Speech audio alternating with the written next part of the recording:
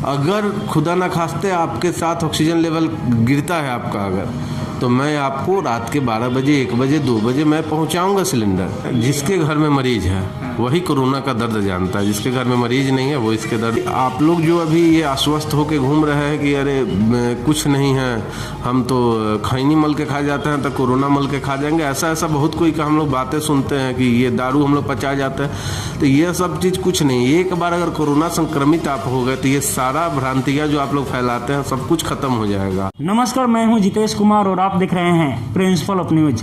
इस वक्त हमारा पूरा देश जो कि कोरोना महामारी से जूझ रहा है और लगातार देश में जो कि कोरोना के मरीजों की संख्या में इजाफा हो रही है, लगातार मौतें हो रही है और इसका सबसे बड़ा कारण जो कि एक ऑक्सीजन भी है।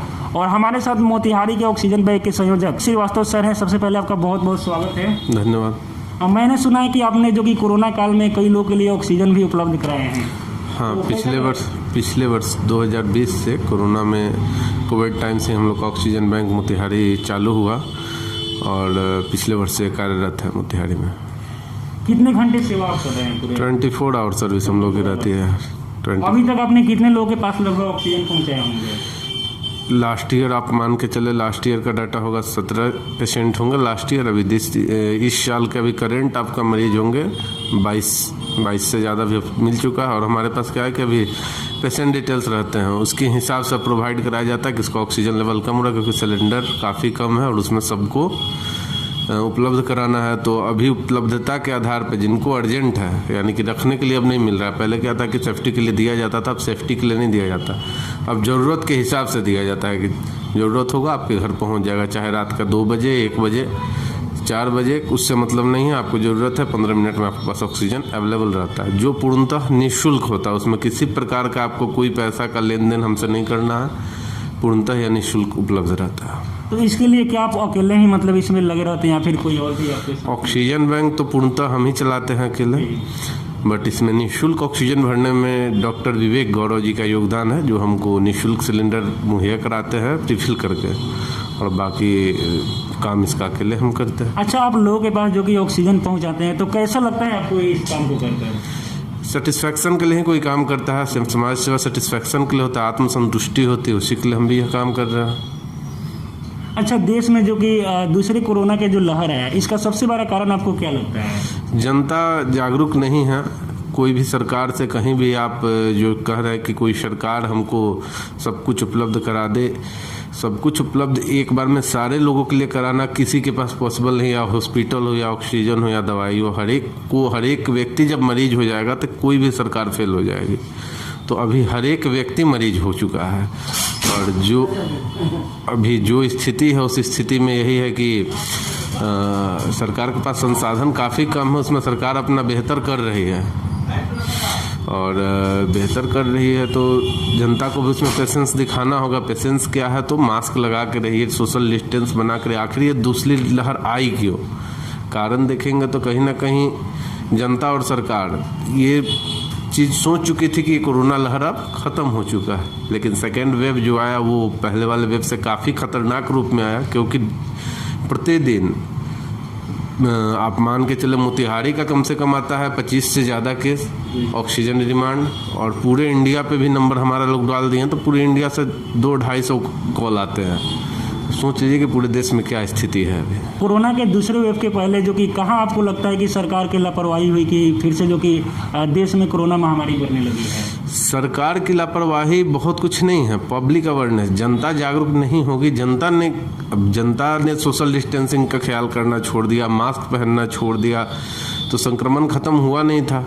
सरकार को इसके लिए बहुत हद तक जिम्मेवार नहीं ठहराया जा सकता, क्योंकि ये सरकार द्वारा नहीं है, ये तो सारी वैश्विक महामारी हो, तो इसमें बस किसी गवर्नमेंट पर इसका ठिकरा आप नहीं फोड़ सकते। हमको भी उतना ही सावधान रहना होगा। सरकार तो कर ही रही है ना, सरकार अपना बेहतर आपको इंजेक्शन उपलब्ध करा रही है, जो बन पड़ रहा है वेंटिलेटर की सुविधा उपलब्ध करा रही है, मतलब बेहतर से बेहतर सुविधा में लगी है। लेकिन अब समस्या क्या है कि पहले की मरीज की संख्या और अभी की मरीज की संख्या काफ़ी अंतर है। और एक बार में इतने सारे मरीज हो जाए तो किसी भी सरकार से या आप उम्मीद रखें कि बहुत बेहतर कर पाए, नहीं। लेकिन हाँ, जो मोदी सरकार कर रही है उससे आप संतुष्ट हो सकते हैं। और ये क्या है कि आप डेली अपना एनालिसिस देखिए, सरकार बैठी नहीं है, आपने जैसे देखा ऑक्सीजन के लिए ट्रेन चल रही हो या वेंटिलेटर हर एक जगह पहुंचाया जा रहा हो या एयरफोर्स से सहारा लिया जा रहा है, तो सरकार बैठी नहीं है। सरकार के पास जो संसाधन है वो हर एक स्टेट गवर्नमेंट तक वो उपलब्ध करा रही है, लेकिन राज्य सरकार को भी इसमें कुछ सहयोग करना होगा, तभी यह काम सफल हो पाएगा। सर, कई लोगों का ये भी कहना है कि जिस तरह से चुनाव हमारे देश के नेता द्वारा कितना रैली में भीड़ जुटाया गया, क्या ये भी कारण है कोरोना के बढ़ते केसेस का? मैंने बताया ना कि इसमें जनता और नेता दोनों कहीं ना कहीं इस चीज़ से निश्चिंत हो चुके थे कि यह तो ख़त्म हो चुका है, और जिसका हम लोग दुष्परिणाम अभी हम लोग देख रहे हैं सेकेंड वेव के रूप में। अभी क्या है कि अभी की जो स्थिति है उस हिसाब से अभी केसेज काफ़ी बढ़ेंगे। अभी रुकने की संभावना इसलिए नहीं दिख रही है क्योंकि अभी इस स्थिति में भी लोगों में जागरूकता नहीं है। अभी आप जाके सड़क पे देखेंगे तो वो स्थिति नहीं जानेंगे, वो स्थिति नहीं समझ पाएंगे कि ये लोग अभी भी जागरूक नहीं है। इतनी स्थिति हाँ, जो मास्क नहीं लगा रहे हैं, हाँ वही बता रहे हैं, जिसके घर में मरीज है वही कोरोना का दर्द जानता है, जिसके घर में मरीज नहीं है वो इसके दर्द। सर, जैसा कि अभी आप ऑक्सीजन पहुंचा रहे हैं, तो कब तक मतलब आप लोग आगे क्या सोचे इसके बारे में? ये पिछले वर्ष ये शुरू हुआ था, ठीक है, कोरोना काल में कोरोना पीक था पिछले वर्ष, तो हमने शुरू किया था। बीच में स्थिरता आ गई थी। स्थिरता आई तो अन्य मरीज जो थे, जो लंग्स से पीड़ित है, फेफड़ा की बीमारी है, उनको किसी दमा का मरीज है, वो लोग को हमने प्रोवाइड किया था। लेकिन अभी फिर पुनः ये सेकेंड वेव की स्थिति में फिर बस कोरोना मरीज का हम लोग अभी मदद कर पा रहे हैं, लेकिन फिर स्थितियाँ सामान्य होंगी तो ये ऑक्सीजन बैंक बंद नहीं होगा। यह सेवा ऐसे ही निरंतर चलती रहेगी और इस शहर में भी यह सेवा हमेशा रहेगा, ये बंद नहीं होगा। अच्छा, अभी आप लोग एक दिन में लगभग कितने सिलेंडर आप लोग मदद कर रहे हैं? देखिए, डेली हमारे यहाँ से 3 सिलेंडर मिनिमम जाता है, ठीक है, और उसके बाद क्या है कि केसेज रीडिंग में रहते हैं, कम से कम आपको 6 से 7 मोहल्ले रीड रहता है, जिसमें रीडिंग में क्या रीडिंग का अर्थ हुआ, मरीज ने हमसे कांटेक्ट किया, मैं कोविड पॉजिटिव हूँ, तो उसका ये रिपोर्ट और ये ऑक्सीमीटर से उनका करेंट ऑक्सीजन लेवल 95, 96, 7 अगर है तो उनको ऑक्सीजन की ज़रूरत नहीं, वो पैनिक है बस कोविड पॉजिटिव होने की वजह से, ठीक है। तो उनको ये आश्वस्त हम करते हैं कि आप आराम से रहिए।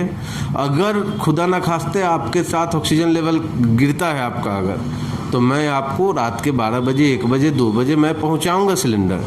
और उनको काउंसलिंग करना होता है। जब उनको काउंसलिंग से हमसे वो संतुष्ट हो जाते हैं तो फिर उनको ऑक्सीजन प्रोवाइड उस समय करने की ज़रूरत नहीं होती है, क्योंकि हर एक पेशेंट के पास अभी ऑक्सीजन पहुंचा पाना उनके घर में सेफ्टी के लिए संभव नहीं है, क्योंकि संसाधन काफ़ी कम है, ऑक्सीजन सिलेंडर भी कम है। तो उनको आश्वस्त करते हैं और उसमें से जिसका स्थिति खराब होता है, जिसको ज़रूरत होता है, उसको पहुँचाते हैं, रात में भी पहुँचाते हैं, जब ज़रूरत होता है तब पहुँचाते हैं। लेकिन केसेज एक बार में हम लोग मिनिमम आपको 7-8 मोहल्ला हमारा चलता है, जिसमें पर डे 2 से 3 जगह तो सिलेंडर जाता है डेली। सर, कोरोना महामारी के बीच जो कि आप ऑक्सीजन पहुंचा रहे हैं, तो कोरोना संक्रमण को लेकर आप लोग भी काफ़ी खतरे में रहते होंगे। ये पूर्णतः खतरे का काम ही है। आप कोरोना मरीज के पास ऑक्सीजन सिलेंडर जा रहा है, फिर आ रहा है, फिर अन्य जगह जा रहा है, तो ये पूर्णतः ये काफ़ी खतरनाक काम है। और संक्रमण का खतरा तो क्या हम सबको रहता है, इसके लिए हम लोग पूरा सुरक्षा उपकरण का उपयोग करते हैं, gloves, sanitiser, mask, shield mask, ये सारी चीज़ जो भी उपयोग होता है वो हम लोग करते हैं। और दूसरा क्या है कि हम मरीज के पास रेयरली ही कभी जाते हैं। अगर अभी तक हम ये पिछले वर्ष से अभी तक 1 मरीज के पास हम गए हैं। और उसके बाद क्या है कि हमारे पास पीपीई किट अभी अवेलेबल है, अभी हमने पीपीई किट भी खरीद के रखा है। वैसी स्थिति किसी मरीज की रहती है कि वो हेल्पलेस है, उसको कोई मदद नहीं पहुंचा रहा है, तो वहाँ हम पीपीई किट पहन के जाते हैं और उनकी मदद करते हैं। उसमें उनको छोड़ते नहीं हैं, ये वाला नहीं है कि उनको हमने छोड़ देना है। उस स्थिति में छोड़ने वाली कोई बात नहीं होती। हमारे पास टोटली सेफ्टी इक्विपमेंट्स है, जो भी आपको ज़रूरत होता है वो सब चीज़ हम लोग के पास उपलब्ध है और हम सबका उपयोग करके मरीज का मदद कर रहे हैं। सर, कई लोग अभी भी ऐसे हैं जो कि कोरोना महामारी को गंभीर तरीके से नहीं ले रहे हैं, लापरवाही कर रहे हैं, उनको क्या कहना चाहते हैं? क्योंकि आप लोगों ने जो कि कोरोना मरीजों को करीब से देखा होगा, उनके लिए बस यही कहना चाहते हैं कि आप लोग जो अभी ये आश्वस्त होकर घूम रहे हैं कि अरे कुछ नहीं है, हम तो खैनी मल के खा जाते हैं तो कोरोना मल के खा जाएंगे, ऐसा बहुत कोई का हम लोग बातें सुनते हैं कि ये दारू हम लोग पचा जाते हैं, तो ये सब चीज़ कुछ नहीं। एक बार अगर कोरोना संक्रमित आप हो गए तो ये सारा भ्रांतियाँ जो आप लोग फैलाते हैं सब कुछ खत्म हो जाएगा। और दूसरा क्या है कि उस समय आप हेल्पलेस, असहाय हो जाएंगे, आपको खुद दूसरों से मदद मांगने में तकलीफ लगेगी, क्योंकि आपने तो पहले इतना ज़्यादा लोगों को नकारात्मक बातों से भरा था समाज में कि कोरोना कुछ नहीं है, ये नहीं है, वेब कुछ नहीं है, ये इंटरनेशनल साजिश है, ऐसा ऐसा करके आपने नकारात्मकता के साथ समाज में बातें उठाई थी। तो संक्रमण तो किसी को हो सकता है, जो नकारात्मकता की बातें उठा रहे हैं, जो इसको हल्के में ले रहे हैं, वो भी ये चीज़ को नहीं समझ रहे हैं कि जब उन संक्रमित होंगे तो उनके साथ उनका भी वही हाल होगा जो अन्य मरीज का हो रहा है। और इस चीज़ को किसी को हल्के में, कोरोना को कम से कम अभी नहीं लेना चाहिए। कोरोना बहुत ही गंभीर बीमारी है, इसको इग्नोर नहीं करिए। थोड़ा सा भी आपको महसूस हो कि मैं फीवर में हूँ, गले में खराश है, हमको बेचैन हो रहा है, आप डॉक्टर से जाइए, मिलिए, कोरोना टेस्ट कराइए। एडमिट होना जरूरी नहीं है कि ये नहीं है कि हमको संक्रमित हुए तब हॉस्पिटल में ही रहना। आप जाइए, वहाँ से दवा लीजिए, अपने घर में होम आइसोलेट रहिए, ठीक है, और आराम से पेशेंट्स रिकवर हो रहे हैं। ऐसा कुछ नहीं है कि पेशेंट सब मिस हैपनिंग केसेज ही जाते हैं। मिस हैपनिंग केसेज की संख्या भी काफ़ी कम है, पेशेंट्स रिकवर होते हैं और अच्छी खासी रिकवरी रेट है। इसलिए कोरोना संक्रमण होने पर घबराना भी नहीं चाहिए कि मैं कोरोना पॉजिटिव हो गया हूँ। पॉजिटिव हुए कोई बात नहीं है, आप फिर निगेटिव हो जाएंगे, सामान्य चीज़ें हैं, इसको लेके बहुत पैनिक होने की किसी को ज़रूरत नहीं है। हाँ, यह ख्याल रखना है कि सोशल डिस्टेंस और मास्क दोनों बहुत ज़रूरी है, और इस दोनों को हमेशा मतलब ध्यान में रख के ही कहीं बाजार जाए, कोई भी चीज़ ले। अनावश्यक घर से निकलने की आपको भी कोई आवश्यकता ही नहीं है।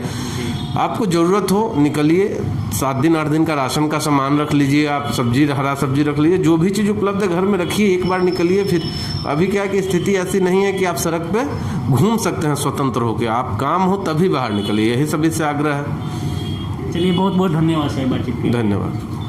तो जैसा कि हमने सर से बात किया, सर जो कि जितने भी जो लोग हैं ऑक्सीजन की आवश्यकता पड़ रही है, 24 घंटे जो कि इनके पास सेवा उपलब्ध कर रहे हैं उन लोगों को। तो उम्मीद करते हैं कि आपको ये वीडियो पसंद आया होगा।